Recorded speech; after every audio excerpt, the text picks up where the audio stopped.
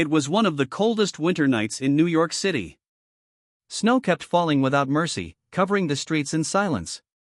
Inside an old parked car, Jackson Harper sat in the back seat wrapped in a thin blanket, shivering from the freezing air. Not long ago, he had worked for a major engineering firm in the same city. He had big dreams.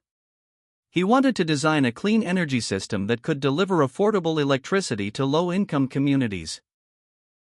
More than anything, he wanted to buy his mother a beautiful home because she had worked her entire life to put him through school.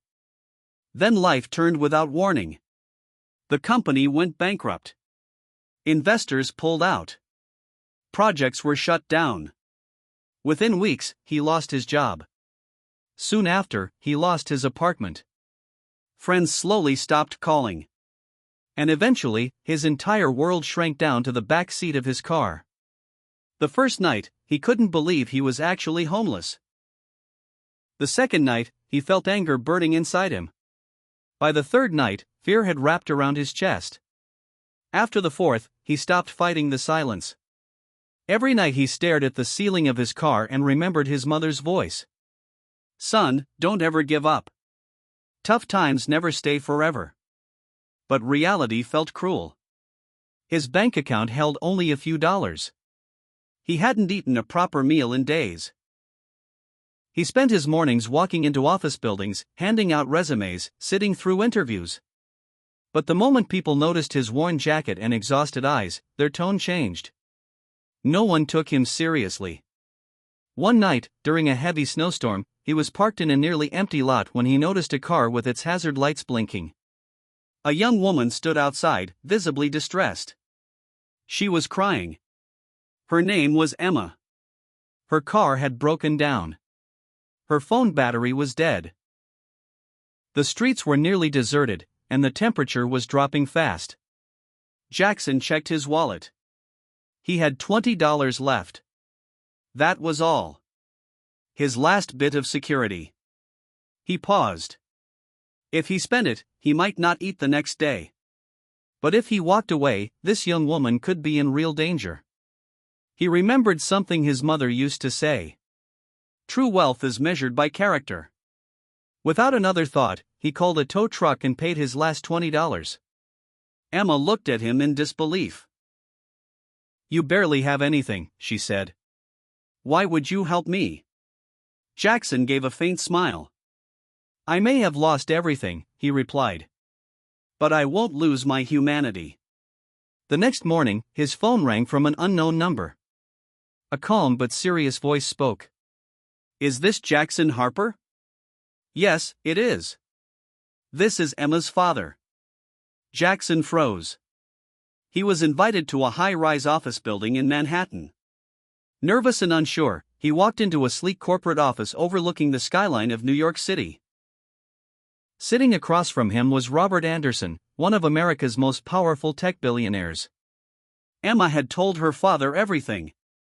Robert studied Jackson carefully and said, "I've met many talented people in my life. But truly honest ones are rare. You proved that even at your lowest point, you chose integrity. I need people like that." Jackson was offered an opportunity to lead a new clean energy development team. There was one condition. Success would depend entirely on his effort. Failure would come with no safety net. He accepted immediately. He had nothing left to lose. He worked relentlessly. First to arrive. Last to leave. Some colleagues mocked him behind his back. Some labeled him the former homeless engineer. He ignored it all. He focused on building a compact energy unit capable of powering entire neighborhoods at a fraction of traditional costs. At first, investors rejected the idea. But when the first pilot project results came in, everything changed. Costs were lower. Efficiency was higher. The system was environmentally friendly. Word spread quickly. Within months, media outlets picked up his story. Headlines praised the former homeless engineer who was transforming the clean energy sector. He was invited to conferences and national interviews. At a major event, standing on stage before thousands of people, Jackson shared his truth. "1 year ago, I was sleeping in my car during the coldest nights of winter. Today I stand here not because of luck, but because in my worst moment, I chose to remain a good person." The crowd rose to its feet in a standing ovation. Emma wiped tears from her eyes. Robert smiled with pride. Years later, Jackson founded an organization dedicated to training and employing homeless individuals in technical fields. He understood that real change doesn't come from money alone. It comes from opportunity. Whenever he drove past that old parking lot, he paused for a moment. That place of pain had become the starting point of his transformation. He realized that life always gives you a defining moment.